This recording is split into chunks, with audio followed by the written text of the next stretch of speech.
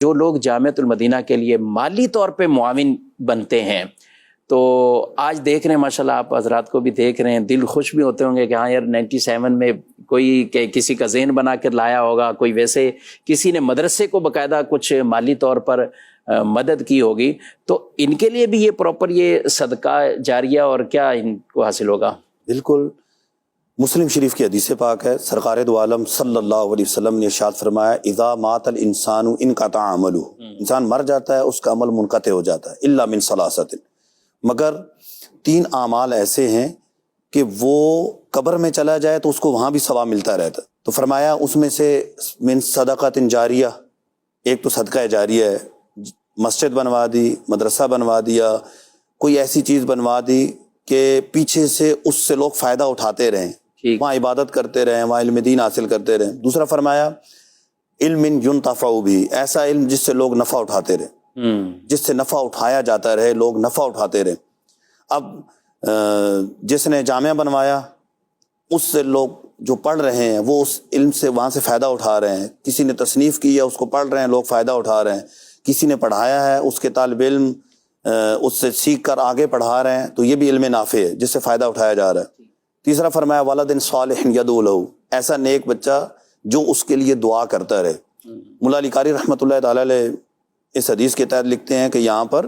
یدعو لہ کی قید اتفاقی ہے، احترازی نہیں ہے، مطلب یہ ہے کہ بچے کی اچھی تربیت کی ہے، اسے پڑھایا ہے، دین پڑھایا ہے، اگر وہ اس کے لیے دعا نہ بھی کرے تو یہ نیک اعمال کرے گا، والد کو قبر کے اندر ثواب ملتا رہے گا۔ سبحان اللہ، دعا کے گویا کہ قائم مقام ہے یہ، ماشاءاللہ تربیت کرنا۔ اب دیکھیں کہ جو یہاں یعنی جامعہ سے وابستہ رہتے ہیں کسی طور پر، چاہے فنڈ دینے کے اعتبار سے، چاہے انتظامی معاملات حل کرنے کے اعتبار سے، تو یہ تینوں چیزوں حاصل ہو سکتی کہ مدرسے میں انہوں نے کچھ اپنا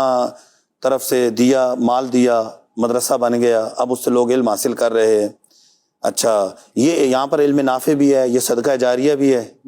آگے علم سے لوگ فائدہ اٹھا رہے ہیں، صدقہ جاریہ بھی ہے۔ اور تیسرا یہ ہے کہ امید ہے، جو علماء کی خدمت کرتا ہے، علماء فرماتے ہیں اللہ تعالیٰ اس کی اولاد میں سے علماء پیدا فرما دیتا ہے۔ کیا بات ہے، ماشاءاللہ، سبحان اللہ، سبحان اللہ۔ تو اب اگر اس حدیث پر عمل کرنا ہے تو آ جائیں پھر جامعۃ المدینہ کی طرف، ماشاءاللہ، مالی طور پہ تعاون کریں، دوسروں کو ترغیب دلائیں، وہ علم دین حاصل کریں۔ نبی پاک صلی اللہ تعالیٰ علیہ وآلہ وسلم کے جو افضل الانبیاء ہونے پر گفتگو کی گئی ہے نا، دلائل دیے گئے ہیں کہ سب سے افضل ہمارے آقا علیہ الصلوۃ والسلام ہے، اس میں سے ایک بات یہ ذکر کی گئی ہے کہ ہر نبی کی امت کے جو اعمال کا ثواب ہوتا ہے اس کے نبی علیہ السلام کو بھی ملتا ہے۔ تو نبی پاک صلی اللہ علیہ وسلم کی امت کے ثواب کے حوالے سے ایک گفتگو یہ کی گئی کہ ایک تو ساری امت کا ثواب نبی پاک صلی اللہ علیہ وسلم کو مل رہا ہے جو سب سے زیادہ امت ہے، اور دوسرا یہ کہ امت میں جب کوئی شخص دوسرے کی ہدایت کا سبب بنتا ہے، ایک شخص دوسرے کے لیے ثواب حاصل کرنے کا ذریعہ بنا، تو اب جو ذریعہ بنا ہے اس کا ثواب بھی اس کو ملے گا کہ جو کام کر رہے ہیں، نیک اچھے کام کر رہا ہے، تو اس ذریعہ بننے والے کو بھی ثواب ملے گا۔ اب ان دونوں کا ثواب مل کر نبی پاک صلی اللہ علیہ وسلم کی بارگاہ میں پیش سبحان اللہ، ماشاءاللہ۔ تو اب ایک تو یہ کہ ثواب بھی عمل کرنے والے کا، علم حاصل کرنے والے کا اس کو ملے گا، اور پھر نبی پاک صلی اللہ علیہ وسلم کی بارگاہ میں بھی پیش کیا جائے گا، تو یہ کتنی بڑی سعادت کی بات ہوگی کہ آپ کے بنائے ہوئے، آپ کے تعاون کیے ہوئے پیسوں سے اگر کوئی شخص بہترین عالم بن کے نکلتا ہے، بعض اوقات